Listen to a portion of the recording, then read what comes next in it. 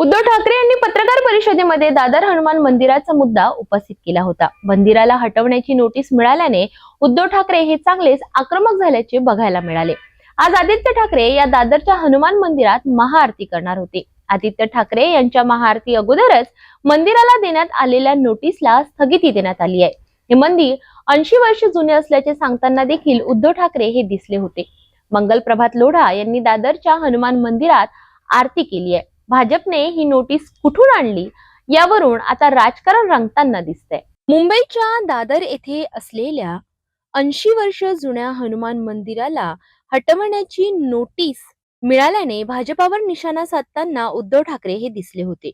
आदित्य ठाकरे यांनी आज या मंदिरात येऊन महाआरती केली।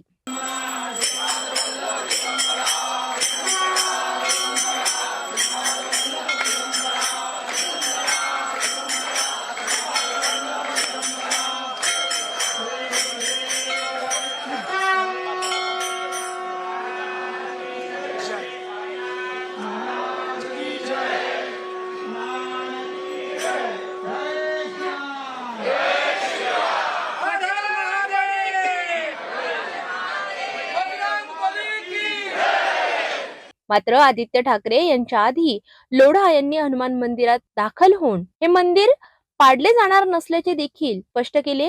मंदिर हटवण्याला आता स्थगिती देण्यात आली आहे। रेल्वे मंत्री आणि वरिष्ठ अधिकाऱ्यांसोबत झालेल्या चर्चेनंतर ही स्थगिती देण्यात आल्याची माहिती मिळते। हे मंदिर जुने आहे, त्या मंदिराचा काय होणार नाही। सर्व मंदिरचे वाचवण्यासाठी विश्व हिंदू परिषद, बजरंग दल आणि सर्व हिंदू समाज प्रयत्न करणार आणि प्रयत्न यशस्वी होणार आहे।